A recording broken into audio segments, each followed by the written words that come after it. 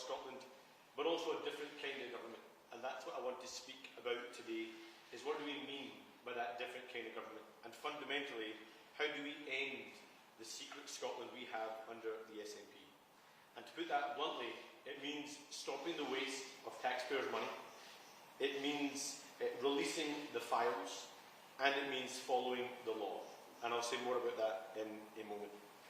We also had the devastating report yesterday showing finally some admission of responsibility from the Greater Glasgow and Clyde Health Board into the infection scandal in Scotland that resulted in the death of at least 2 children. It is probably the most stark example of the consequences of government secrecy, cover-up, and trying to hide the truth rather than embracing it and giving justice to the families. But today I'm also going to address some of the more broader issues that go to the heart of trust in our politics. That culture of secrecy, cover-up, and the waste of taxpayers' money. And before the weekend, we saw once again how John Swinney is willing to use public money to protect the SNP rather than do the right thing by the public, where he has now authorised legal action to block the release of documents linked to the Alex Salmond investigation. That's despite rulings from Scotland's Information Commissioner, and it's despite the Commissioner warning that this legal action has limited prospects of success and risks even more public money. So the public are entitled to ask, what is John Swinney so desperate to hide? What is the secrets that he doesn't want to be made public?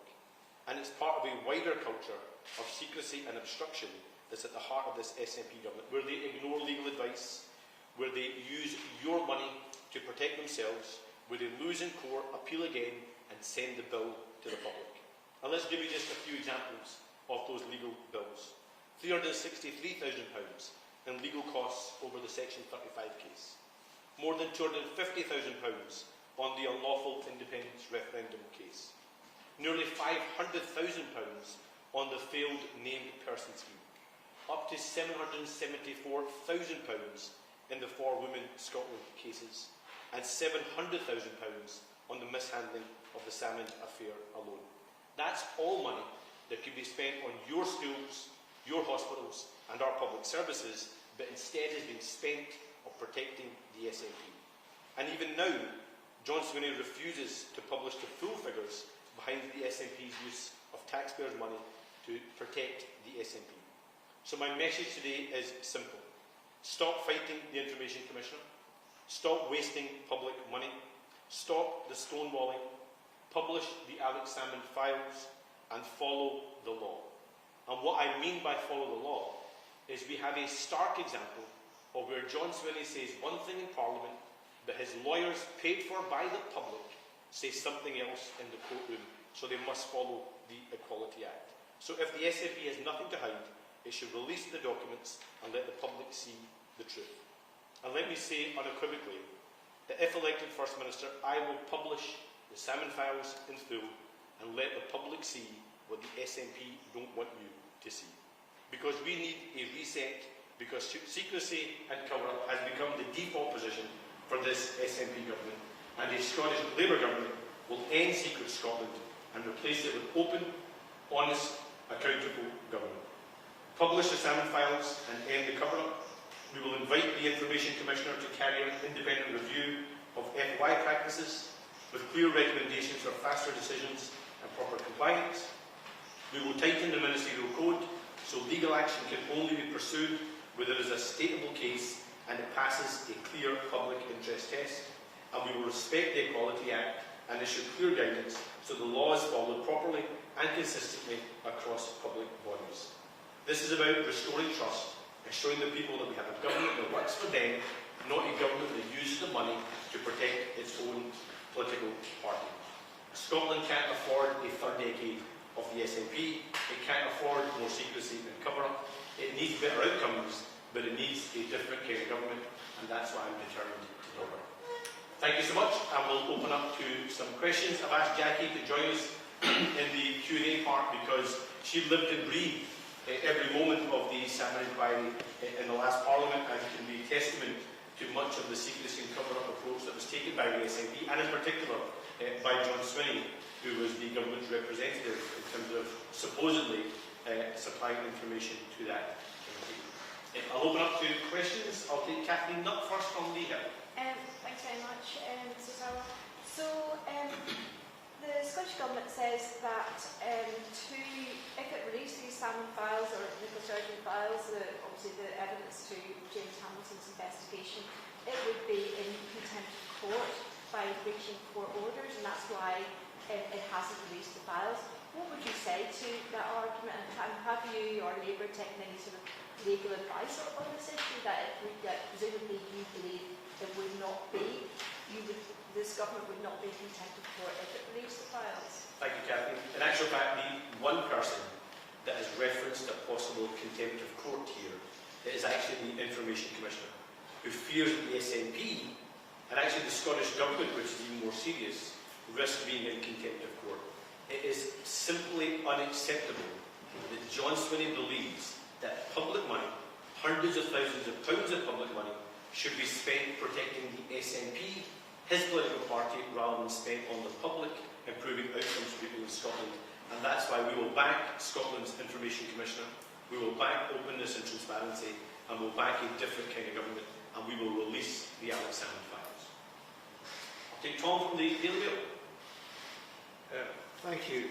Just on that point, there's a few cases running at once, and the one they're going to court over is about trying to avoid jigsaw identification of complainers in Salmond's criminal trial. They have lifelong anonymity. It's not the sort of thing you can really barge into. Are you not picking the wrong fight here? Well, we will of course always want to protect anonymity of victims or potential victims.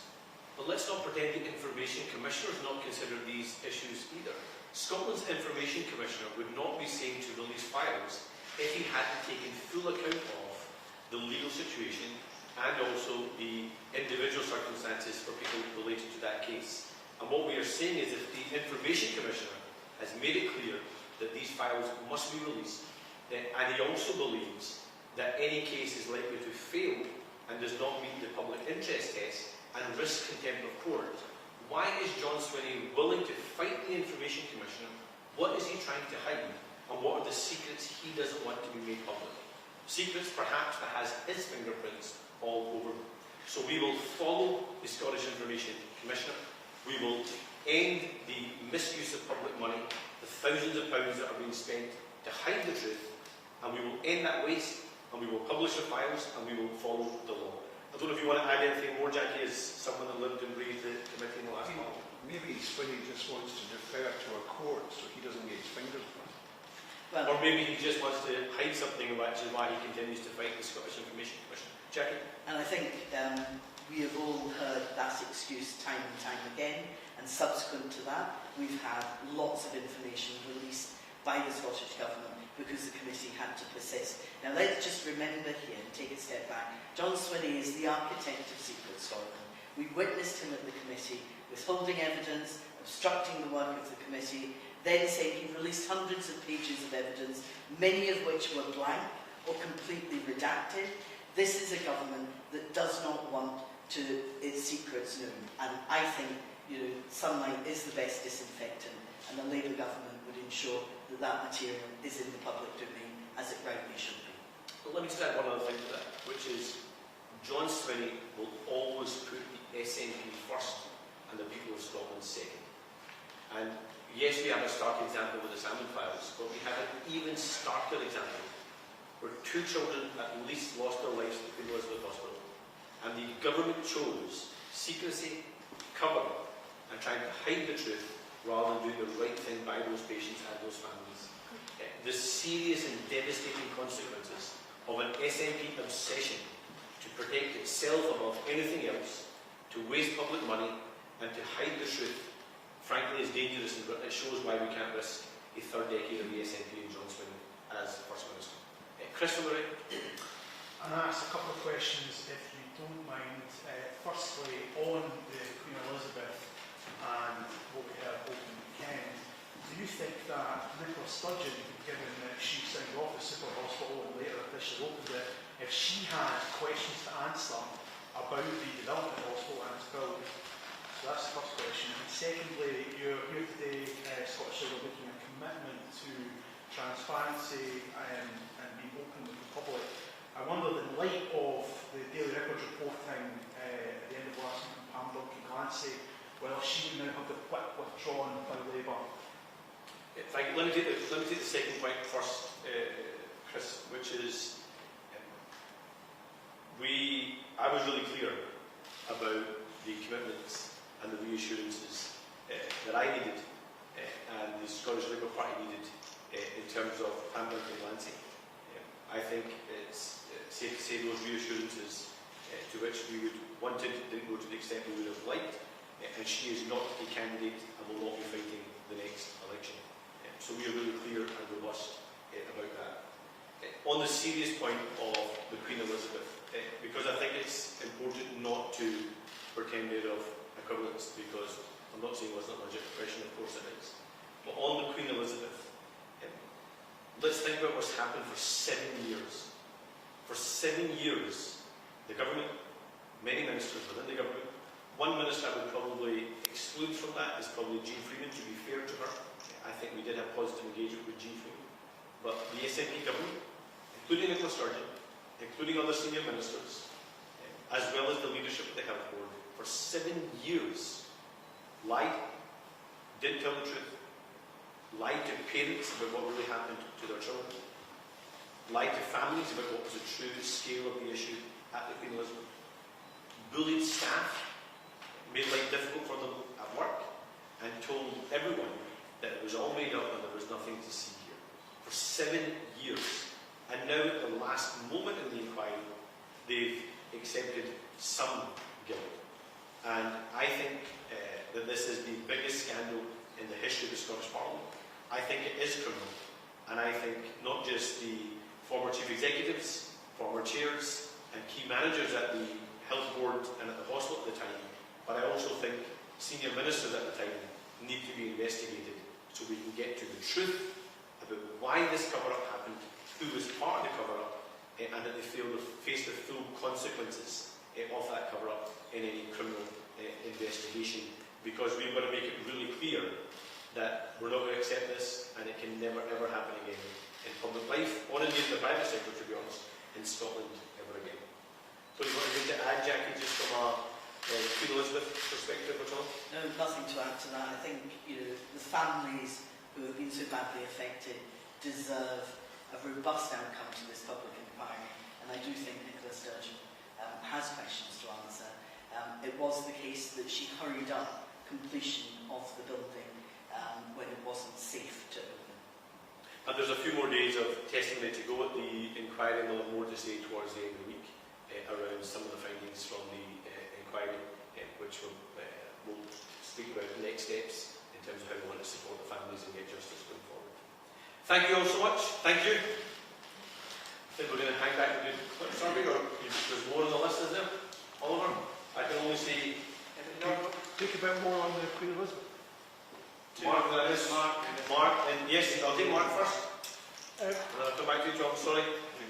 Good morning, both. As much as we all love the Information Commissioner, why do you trust an ombudsman effectively with a very small budget by his own admission over the government with all of their lawyers who say this will be contempt of court?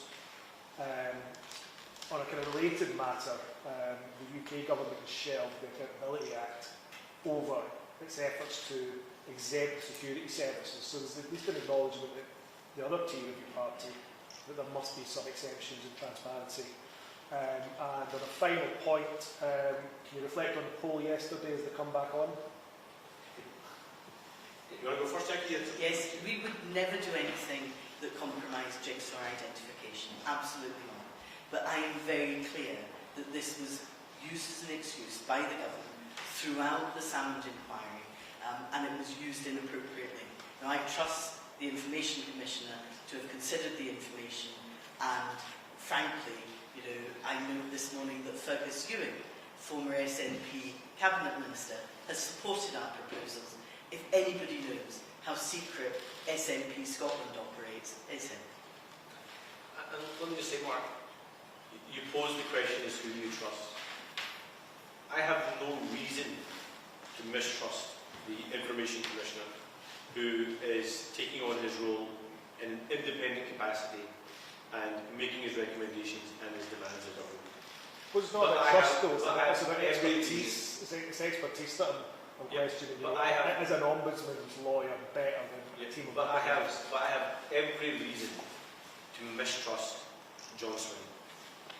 For 20 years, this man has been at the heart of a culture of secrecy, cover-up and a lack of transparency.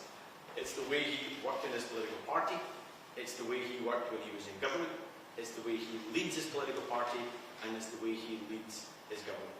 So if you're asking me head-on, who do I trust? Scotland's Information Commissioner, the person that the public pay to be independent and to make demands on the transparency of government, or the person who's made a career out of lying to the public and protecting his own party and putting the party before the country?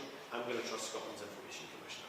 And that's why we will not challenge the Information Commissioner, and we will release the files and stop wasting thousands of pounds of money in the process. On the point you make about accountability, I'm really clear that yes, we do have a duty of candour in Scotland, but let's be honest, the law does not go far enough. Right now we have a system that is there to protect the system and not stand up for the victim. And that's why we will introduce Millie's Law, and we will make sure that the weight of justice is on the side of the victim, not on the side of the system. And that will be an early commitment of any incoming Scottish Labour government, and of course we'll say a lot more about Millie's Law in the coming weeks. And on the poll, it shows its progress, but we've got to keep going. And what is very clear from that poll, but also what's happening out in our communities, is there is only one party competing with the SNP to try and change the government. Reform are creating noise, but they can't win. Only one person is challenging John Swinney to be First Minister of this country, and only one party is challenging the SNP to beat them and change the government of this country, and that's Scottish Labour. And I'm absolutely determined that this is an election we will win, because our country needs better outcomes, but it also needs a different kind of government, which is demonstrated by what we're chatting about this morning. And I think you had a follow-up, John, that I'll take. Yeah, it's just sort of jumping off from what Jackie said. Queen Elizabeth was, a massive project for the SNP. Nicholas Sturgeon promised it as Health Secretary. It got open when she was First Minister. It was hospital for her constituency, constituents rather. And of course, 2015 was a general election. Do you believe there was political pressure from the government to the health board to get this thing opened, PDQ, and that ultimately put I think bluntly, yes, Tom. And I've shared with you and other journalists before the damning water report that was produced weeks before that hospital was opened. And that damning report said that the water was not safe and there was a high risk of infection and therefore a high risk of danger to life. And someone, at least one person, I would contest, a group of people, will have saw that piece of paper and decided to put it under the desk rather than on the table and in the public domain. And I'm not willing to believe that no minister ever saw it, or that no chief executive ever saw it, or that no chair of the health board ever saw it. I simply do not believe that to be the truth. And it goes back to the point I'm making, that this is a government that will do what it thinks is best for its party, not what is best for its country. Any minister, any chief executive of any chair of a health board that just days before a hospital opened received a report to say that it was not safe, that it was high risk of infection, and therefore high risk to life, but chose to put it under the desk and ignore it, is simply criminal. And that's why I think ministers, former chief executives and chairs should be investigated for that criminal Do you activity. think political convenience essentially led to people's death? I think putting party before country has had devastating consequences for families that relied on that hospital. So to put bluntly, yes, I think this is criminal. I think it is the biggest act of sabotage and failure in the history of the Scottish Parliament. And ministers, former chief executives and former chairs have to be held criminally accountable. Sorry, just logically on from that, when this investigation has run its course, do you expect people to be in jail as a result? This is criminal. I want criminal. There is a criminal investigation. I don't want to put any doubt on that criminal investigation, but children have died here. Children have died. The parents have been lied to. The public's been lied to. And someone or a group of people chose to ignore that devastating report that said there was a high risk of infection and a high risk to life. But they chose to open the hospital anyway. I think that's criminal. And if a court of law decides that means someone goes to jail, then I think that might be very fair punishment. Conceivably ministers in jail. I think ministers have to be part of that criminal investigation because they have to be held accountable for their failures. Thank you so much. Thank you all. There's still clips, so if you give us 2 minutes, we'll set up that and we'll do some. Thank you, everybody. There's clips in here. How are you? I'm going to have a look in here and have a look at the light and the name of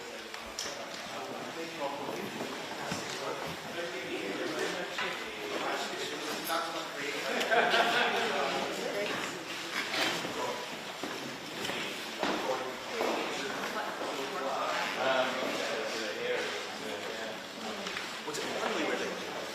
One way. Yes. Yeah. That's all. Yeah, I'll see you. Flexible. Yeah, I'll see. Yeah, one second. I'll see you.